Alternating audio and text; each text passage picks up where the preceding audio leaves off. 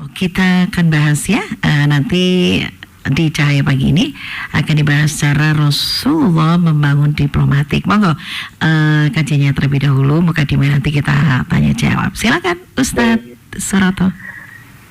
Assalamualaikum warahmatullahi wabarakatuh. Waalaikumsalam warahmatullahi wabarakatuh. Bismillah, alhamdulillahi wassalatu wassalamu ala rasulillah Sayyidina Muhammad ibn Abdillah wa ala alihi wa ashabihi wa mawala. La hawla wa la quwwata illa billah, amma ba'du. Para pendengar RRI dimanapun Anda berada, rahimakumullah. Islam sebagai agama paripurna tidak hanya fokus ritual ibadah saja. Lebih dari itu, Islam juga mengatur segala aspek kehidupan, mulai dari ibadah, transaksi, muamalah, dan sosialisasi dengan sesama. Agama Islam setidaknya mengandung 3 aspek. Yang pertama adalah syariat yang memiliki fungsi untuk menilai perilaku manusia. Dan yang kedua adalah akidah yang memiliki fungsi untuk menilai keyakinan manusia. Dan yang ketiga adalah akhlak yang memiliki fungsi untuk menilai budi pekerti manusia dengan sesamanya. Nah, pada pembahasan kali ini kita akan fokus membahas pada poin yang terakhir, yaitu akhlak. Pembahasan akan difokuskan pada jejak akhlak Rasulullah Muhammad sallallahu alaihi wasallam.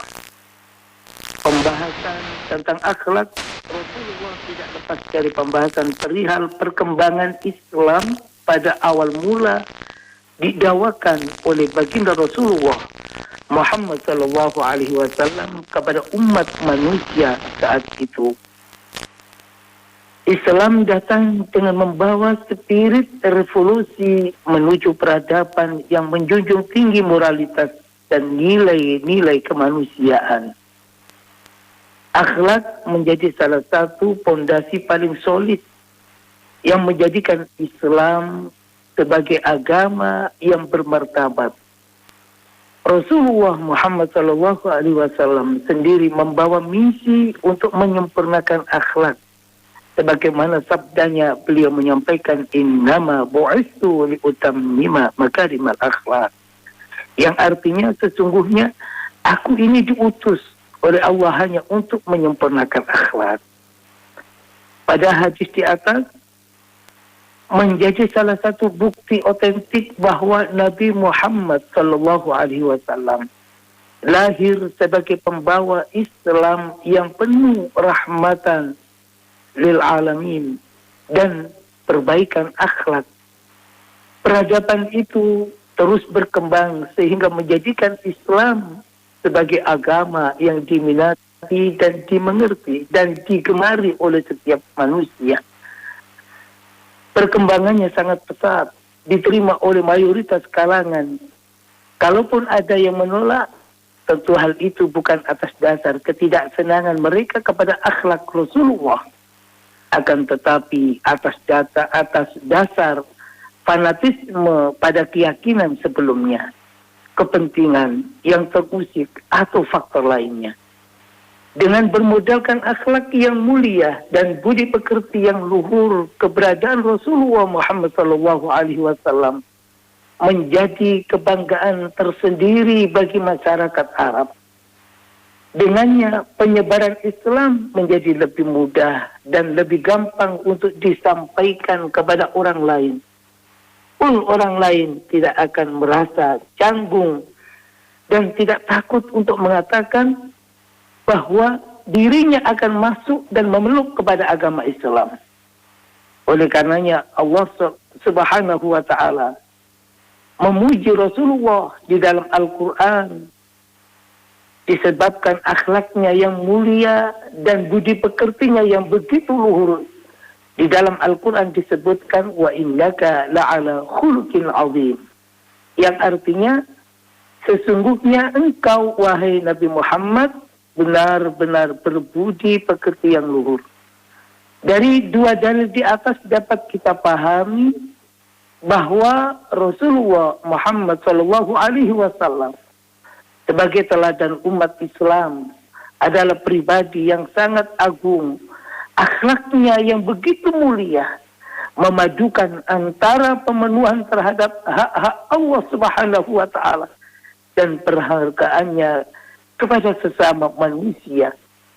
Karena itulah beliau tidak hanya mendapatkan pujian dari Allah sebagaimana yang telah disebutkan, akan tetapi semua masyarakat Arab saat itu mempercayainya sebagai orang yang sangat sopan dan jujur. Dengan sifat mulianya itu, sehingga Rasulullah Muhammad Sallallahu Alaihi Wasallam dengan mudah untuk melakukan diplomasi. Nabi Muhammad Sallallahu Alaihi Wasallam merupakan uswatun hasanah karena beliau adalah sosok hamba Allah yang bijaksana di dalam mendidik umat dan santun di dalam bergaul. Selain menyandang gelar uswatun hasanah, Nabi juga mendapatkan julukan Al-Amin, yaitu orang yang dapat dipercaya. Oleh karena itu tidaklah heran apabila di dalam risalah kerasulannya beliau mendapatkan sebutan rahmatan lil alamin. Allah Subhanahu wa taala menyebutkan di dalam Al-Qur'an, "Laqad kana lakum fi Rasulillahi uswatun hasanah liman kana yarjullaha wal yawmal akhir wa dzakarallaha katsira." Sesungguhnya telah ada pada diri Rasul, yaitu suri tauladan yang baik bagimu. Di antara di dalam yang harus kita teladani dari baginda Rasul Muhammad sallallahu alaihi wasallam adalah dalam hal diplomasi. Nabi Muhammad dikenal sebagai sosok yang ahli berdiplomasi di dalam semasa hidupnya.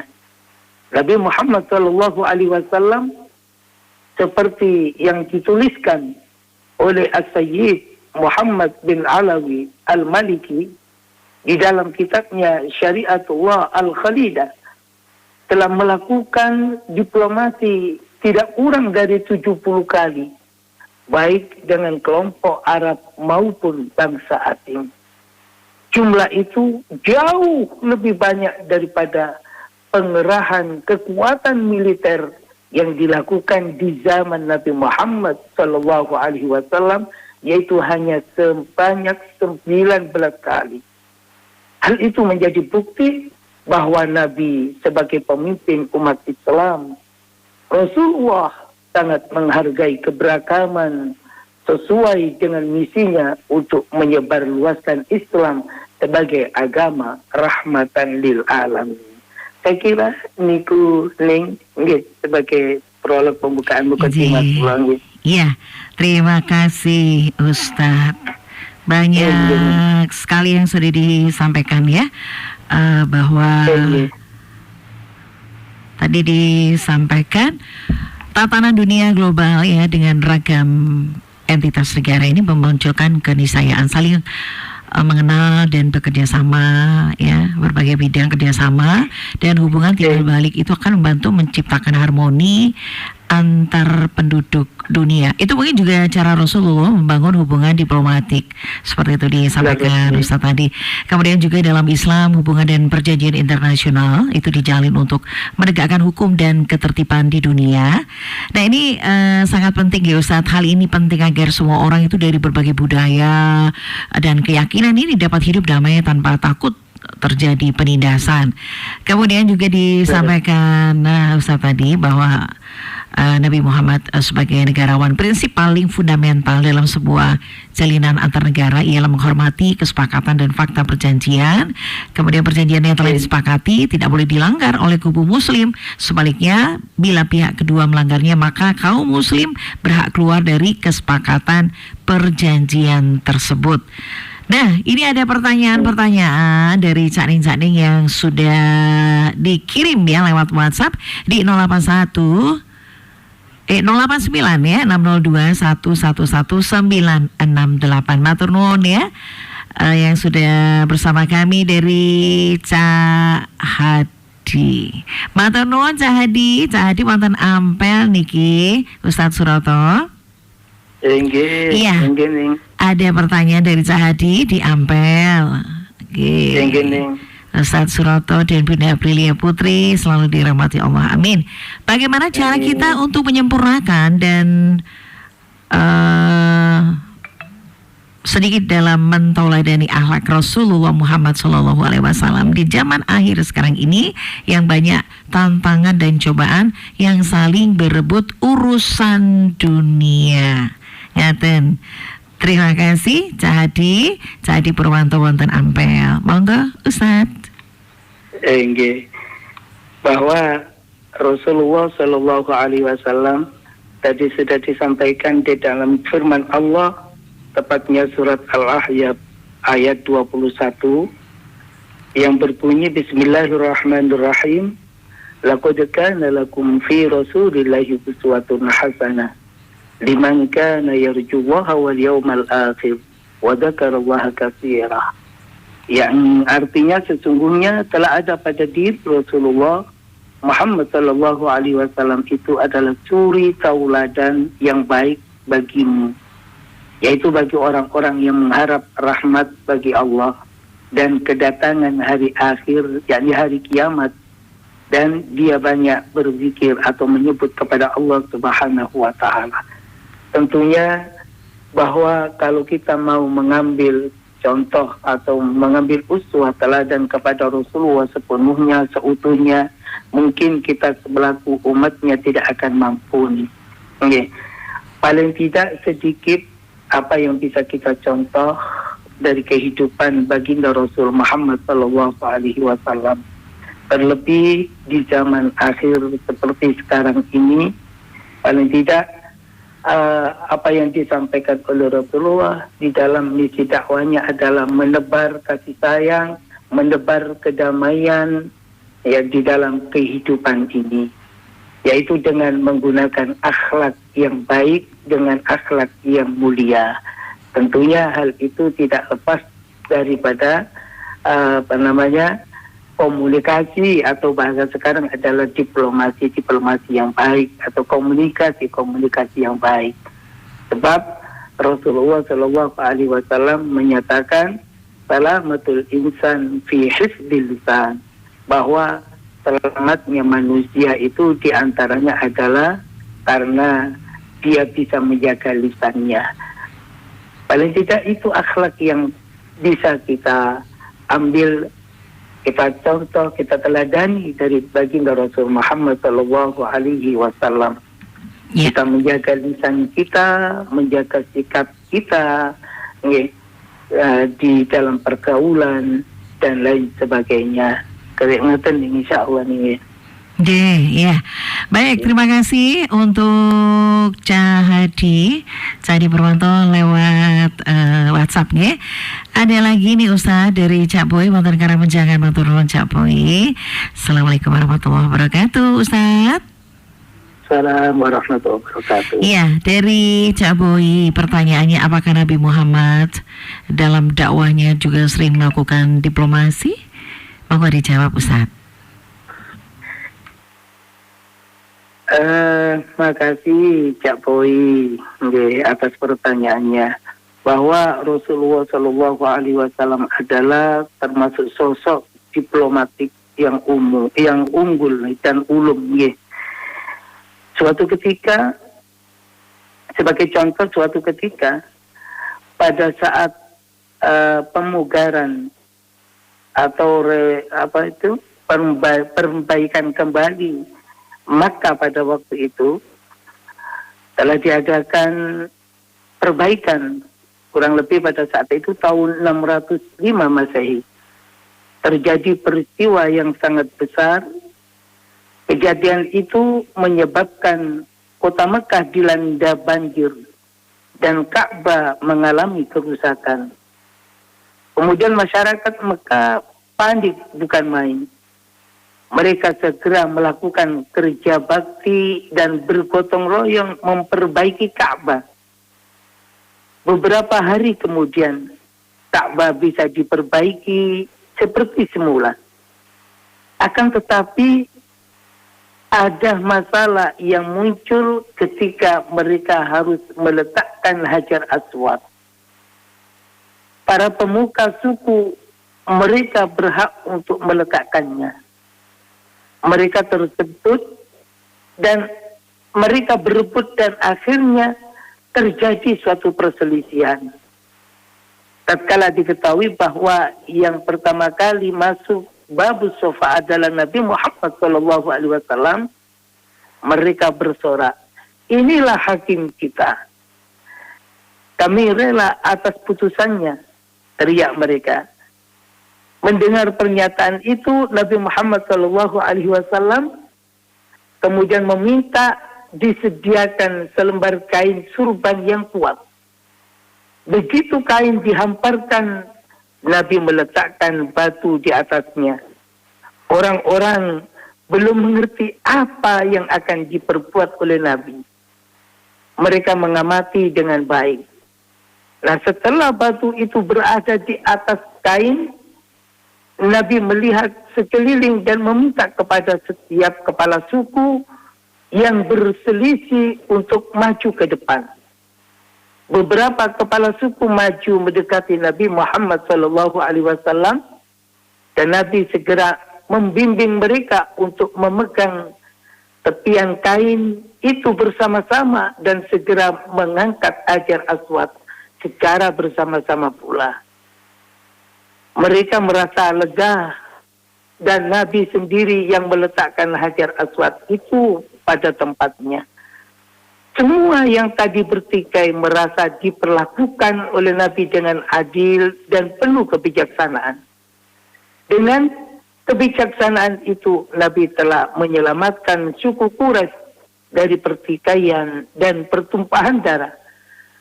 Ka'bah kini berdiri dengan kokoh dan anggun. Tempat suci telah terhindar dari perebutan yang tidak perlu. Allah Subhanahu wa Ta'ala telah memilih calon pemimpin yang sangat bijaksana. Itu di antara cara-cara diplomasi yang dilakukan oleh baginda Rasul Muhammad SAW ketika beliau menyelesaikan satu konflik, satu permasalahan di antara suku-suku yang ada pada saat itu. Ngaten nggih. Ya, jadi disampaikan tadi bahwa sebenarnya sudah ada sejak dulu ya, begitu ya, Ustaz. Ini tadi pertanyaan dari Cak Boy sudah terjawab. Matur nuwun, Cak Boy ada di Karang Menjangan. Dan disampaikan juga tadi Ustaz mengatakan bahwa bila telah berikrar yang memberikan perlindungan dari ancaman pihak luar, maka negeri muslim ini wajib memenuhinya. Bila kemampuan itu tak lagi dimiliki, maka ada upeti cicia yang telah dibayar harus dikembalikan. Nah, itu tadi. Ada hubungan kerjasama dengan negara non-muslim dengan perjanjian mu'afid. Ya, arah kebijakan kerjasama ditentukan oleh butir-butir perjanjian antar kedua belah pihak. Jadi perjanjian dijalankan berdasarkan pemenuhan hak dan kewajiban. Nah, ini semua hak dan kewajiban non-muslim ini, Ustadz, yang telah dijabarkan dalam perjanjian akan dihormati dan dijaga sepenuhnya. Soal perlindungan misalnya, itu tadi. Iya. Cara Rasulullah membangun hubungan diplomatik. Ada lagi pertanyaan dari Ning Isra, matur nuwun Ning Isra. Terima kasih sudah bersama Promote RRI Surabaya. Ada pertanyaan dari Ning Isra niki, Ustadz, apa yang dilakukan Nabi Muhammad di saat ada perselisihan antar suku? Ngaten pertanyaannya. Masya Allah, luar biasa pertanyaan Ning Isra ini tadi. Jadi apa yang dilakukan oleh Rasulullah ketika ada perselisihan antar suku? Tadi di antara yang saya sampaikan sebagai sebuah contoh kecil ketika ada perselisihan di antara suku-suku Arab yang pada waktu itu berebut ingin menjadi orang yang berjasa lah di dalam pembangunan Ka'bah pada saat itu, justru Rasulullah merangkul kesemuanya. Rasulullah berdiri di tengah-tengah demi untuk merangkul suku-suku yang sedang bertikai. Dan pada saat itu Rasulullah Shallallahu Alaihi Wasallam bisa menyelesaikannya dengan baik. Tentunya Rasulullah adalah orang yang adil, orang yang amat sangat bijaksana, dan Rasulullah selalu melakukan negosiasi di antara mereka dengan baik, sehingga apa yang dilakukan dan disampaikan Rasulullah bisa diterima oleh para suku-suku itu. Karena apa? Dasarnya karena Rasulullah Shallallahu Alaihi Wasallam sebelum itu beliau memang sudah terkenal dengan sifat al-aminnya. Beliau sudah terkenal dengan sifat sebagai orang yang sangat bisa dipercaya. Lah, suatu contoh tadi disampaikan oleh panjenengan nih, bahwa Rasulullah juga sering melakukan perjanjian dan lain sebagainya. Di antaranya saya teringat bahwa Rasulullah Shallallahu Alaihi Wasallam ini juga pernah melakukan satu perjanjian yang disebut dengan perjanjian Hudaybiyah. Lah, secara garis besar perjanjian Hudaybiyah ini adalah dilakukan karena pada saat itu ada peperangan panjang antara suku Quraisy yang tiada henti-hentinya. Kemudian Rasulullah mengatakan atas nama Tuhan semesta alam yang maha pengasih dan maha penyayang. Ini perjanjian antara Nabi Muhammad dan Suhail bin Amr sebagai perwakilan daripada orang Quraisy. Tidak ada peperangan di dalam jangka waktu 10 tahun. Ya, itu di antara siapapun yang ingin mengikuti Nabi Muhammad diperbolehkan secara bebas. Dan siapapun yang ingin mengikuti orang Quraisy diperbolehkan secara bebas. Seorang pemuda yang masih berayah dan berpenjaka jika mengikuti Nabi Muhammad tanpa izin, maka akan dikembalikan ke ayahnya dan penjaganya. Bila seorang mengikuti Quraisy, maka dia tidak akan dikembalikan. Nah, tahun ini pada waktu itu Nabi Muhammad akan kembali ke Madinah. Tapi tahun depan mereka dapat masuk lagi ke kota Mekah untuk melakukan tawaf di sana selama 3 hari. Nah, selama 3 hari itu penduduk Quraisy akan mundur ke bukit-bukit, ya, dan dia tidak bersenjata dan Nabi Muhammad beserta rombongan tidak bersenjata di saat memasuki kota Mekah. Apabila diambil poin pentingnya dari isi perjanjian Hudaybiyah ini adalah yang pertama, kedua belah pihak bersedia melakukan gencatan senjata selama 10 tahun lamanya. Dan yang kedua, setiap orang diberikan kebebasan untuk memilih menjadi pengikut daripada Nabi Muhammad SAW atau menjadi pengikut dari kaum Quraisy. Kemudian yang ketiga, kaum muslimin wajib mengembalikan orang Mekah yang menjadi pengikut Nabi Muhammad SAW. Sedangkan kaum Quraisy tidak wajib mengembalikan orang Madinah yang menjadi pengikut mereka. Dan yang keempat adalah kunjungan rombongan umat Islam untuk menunaikan ibadah haji ditangguhkan tahun berikutnya. Nah, setelah perjanjian Hudaybiyah disepakati, ternyata situasi menjadi jauh lebih aman dan tidak ada lagi peperangan. Itu di antara cara-cara baginda Rasul Muhammad SAW berdiplomasi dengan orang-orang Quraisy pada saat itu. Nah, ngeten nih, nggih. Baik, ya tadi disampaikan juga bahwa kategori yang pertama itu tadi negara Muslim. Jadi prinsip hubungan kerjasama antar negara Muslim itu didasari fakta bahwa sesama muslim itu bersaudara nggih, Ustaz. Betul. Jadi perbedaan suku, kemudian ras dan bahasa tidak menjadi penghalang. Dalam suatu hadis ditegaskan bahwa semua muslim adalah satu. Seorang muslim berhak mendapatkan jaminan perlindungan. Penegasan ini disampaikan oleh Rasulullah SAW. Seperti boleh sedikit saya sampaikan nggih, Ustaz nggih? Yang disampaikan Rasulullah, kami telah melindungi orang yang engkau lindungi. Duhai Ummu Hani, sikap ini juga dipertegas oleh Umar bin Khattab.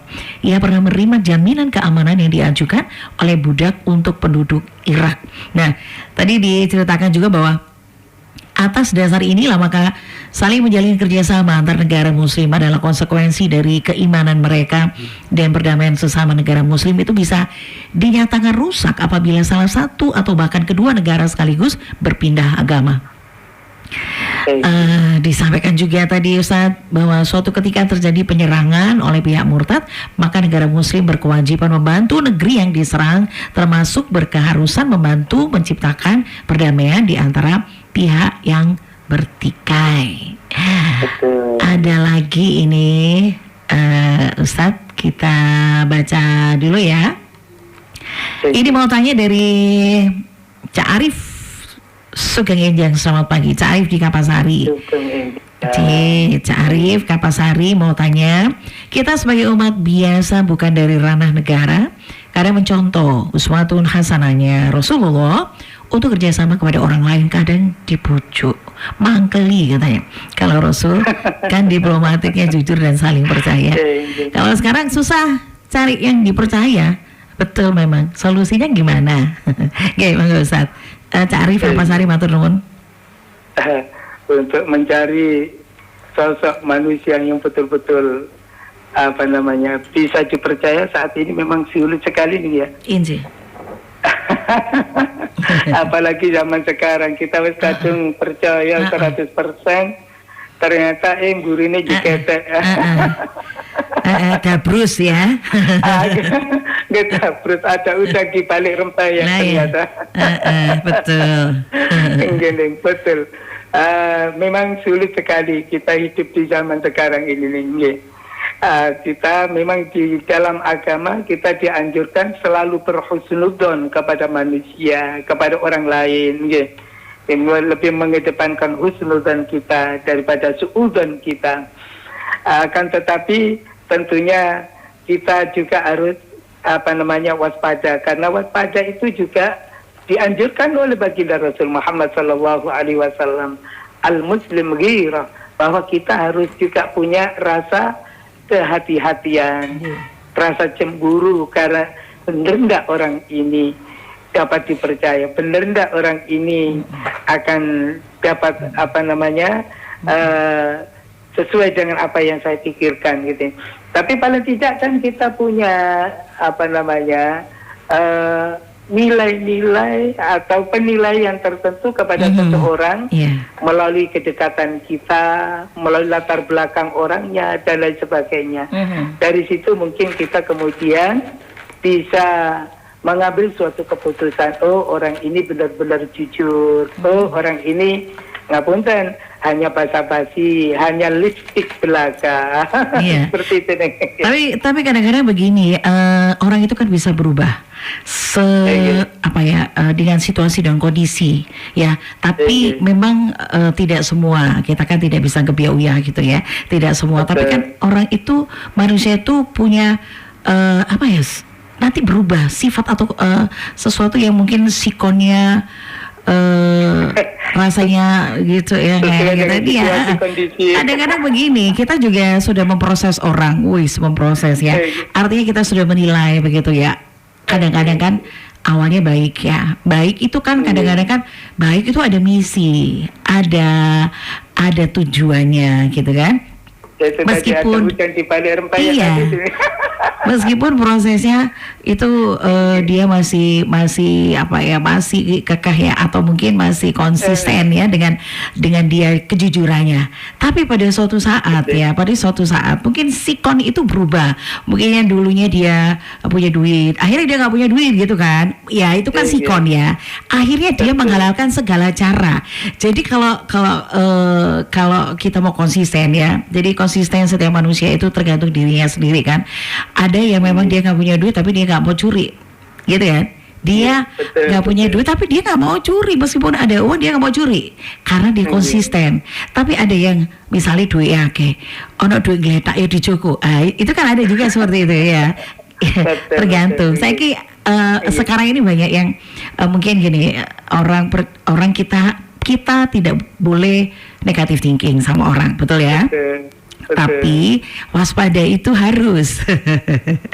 Karena kadang-kadang gini loh, kita sudah percaya bagus, terus itu bagus, sudah jangkanya sudah bertahun-tahun wapi. Tapi suatu saat ada sikon yang mungkin ya terjadi dalam kehidupannya, beleot dia. Berarti dia kan ada ujian-ujian yang tidak bisa dia siap untuk melampaui itu. Kadang-kadang seperti itu. Orang yang percaya, orang yang bisa dipercaya banget itu agak susah. Apalagi di zaman sekarang loh Ustadz. Saya kira itu hanya Rasulullah saja orang yang seperti itu. Betul. Sehingga Rasulullah memiliki gelar Al-Amin itu karena memang sudah teruji, terbukti gitu. Betul Ustaz. Iya. Oke. Ya tadi sudah terjawab semua. Zaman sekarang cari Al-Amin, orang yang dapat dipercaya, baik perilakunya, ucapannya dan lain sebagainya, yang sesuai dengan situasi dan kondisi apapun misalkan, ya sangat sulit sekali saya kira saat ini. Cuman paling tidak orang itu kan zaman sekarang paling tidak presentasinya, orang ini kenapa ya kau melakukan kesalahan, padahal saya sudah menaruh kepercayaan yang berlebih kepada orang ini, ternyata dia masih melakukan ini. Mungkin karena tadi itu satu faktor X yang memang membuat dirinya terpaksa untuk melakukan itu, ya mungkin selama masih dalam batas kewajaran mungkin. Yang penting nggak terlalu mungkin seperti itu. Mungkin karena pada waktu itu dia sangat membutuhkan sekali. Aku itu nih kak nyolong ini kok aneh. Tapi itu kan kembali lagi kepada faktor keimanan manusia. Betul. Bahwa ada manusia itu yang rela, lebih baik saya kelaparan daripada saya mencuri. Lebih baik saya dipukul daripada saya harus berbohong, kan begitu. Ada orang yang dipaksa sampai dipukul pun dia tetap kekeh mempertahankan kejujurannya, kebenarannya, dan seperti itu. Saya tetap harus mempertahankan kebenaran ini walaupun saya terancam dan lain sebagainya. Masih ada orang-orang yang seperti itu juga. Iya. Terakhir ini tadi saya suka Ustadz bicara, kita harus konsisten ya, kita harus konsisten. Artinya apapun, kalau kita memang harus berbuat baik, apapun kondisinya, seperti dikatakan tadi ya, meskipun nggak enak sekalipun, ya kita konsisten keimanan kita. Tapi kita harus yakin bahwa Allah itu mendengar doa-doa kita, ya, dengan dari cara apapun, dari rezeki itu akan datang dari manapun juga ya. Jadi harus yakin aja. Kalau kita yakin bahwa ini nggak boleh, Allah nggak suka kita kalau berbuat jelek, ya sudah, doanya sama Allah aja ya. Biar kita ini keimanan kita tetap terjaga, kita konsisten di jalan kebenaran. Allah itu mendengar doa-doa kita. Ya, insya Allah dengan doa kita dijawab. Nggak mungkin Allah itu dengan kita sudah konsisten baik, kalau kita misalnya Allah membiarkan kita, enggak lah. Yakin. Nggak mungkin. Iya. Yakin karena Allah itu sayang sama orang-orang yang menjauhi larangannya, seperti itu. Oke. Baik. Itu sudah dijanjikan oleh Allah. Iya. Ada lagi nih, terima kasih banyak Matur nuwun Cak Ahmad. Apa yang dilakukan Nabi Muhammad kepada raja-raja saat itu? Ya itu aja. Monggo. Di antara banyak sekali yang dilakukan oleh Rasulullah kepada raja-raja Jazirah Arab pada saat itu, bahkan termasuk di luar Arab sendiri pada waktu itu, berdasarkan historiografi Islam, Nabi Muhammad Shallallahu Alaihi Wasallam pernah mengirimkan utusan kepada beberapa raja. Pada saat itu diantaranya ada Raja Heraklius, Kaisar Bizantium, ya, kemudian Negus dari Ethiopia, Mukaukis dari penguasa Mesir, dan lain sebagainya. Ada Gubernur Suriah, Munzir bin Sawa At-Tamimi, dan penguasa Bahrain pada saat itu. Dan berkat diplomasi yang dilakukan oleh Rasulullah Shallallahu Alaihi Wasallam dengan berkirim surat silaturahim secara langsung, atau yang dilakukan oleh wakil Rasulullah, yaitu yang dilakukan oleh para sahabatnya. Kemudian banyak di antara raja-raja yang kemudian juga ikut masuk Islam dan melakukan janji setia atau sumpah setia kepada baginda Rasulullah Muhammad Shallallahu Alaihi Wasallam. Meskipun juga tidak semuanya, ada di antaranya juga raja-raja yang menolak ajakan dan diplomasi dari baginda Rasul Muhammad Sallallahu Alaihi Wasallam. Baik, itu tadi pertanyaan yang sudah terjawab. Ustadz, waktu kita tinggal sedikit ya di Cahaya Pagi. Ustadz bisa berikan closing statement, kesimpulannya sebelum kita tutup Cahaya Pagi, monggo Ustadz. Iya, artinya bahwa Rasulullah Muhammad Sallallahu Alaihi Wasallam itu adalah manusia yang luar biasa. Langkah diplomasi itu menjadi bukti bahwa sebagai pemimpin umat Islam, Rasulullah Sallallahu Alaihi Wasallam sangat menghargai keberagaman sesuai dengan misinya untuk menyebarkan Islam, yaitu sebagai agama rahmatan lil alamin. Pemimpin yang melakukan diplomasi baik dengan kelompok maupun bangsa lain dapat memperkuat kedaulatan negerinya. Sebaliknya, pemimpin yang mengesampingkan diplomasi dan memilih memaksakan solusi sepihak akan dapat dianggap arogan karena tidak menghargai keberagaman dan kepentingan manusia secara universal. Dalam konteks itulah kita layak mencontoh Rasulullah Shallallahu Alaihi Wasallam sebagai qudwah, yaitu yang memiliki keteladanan atau uswah di dalam praktek diplomasinya. Semoga kita semuanya sebagai umat Rasulullah Muhammad Shallallahu Alaihi Wasallam selalu bisa meneladani, mencontoh dan dari perilaku baginda Rasulullah Muhammad Sallallahu Alaihi Wasallam. Demikian yang bisa kami sampaikan. Mohon maaf atas segala kekurangan. Walafu minkum. Wassalamualaikum warahmatullahi wabarakatuh. Waalaikumsalam warahmatullahi wabarakatuh. Ustaz, terima kasih banyak.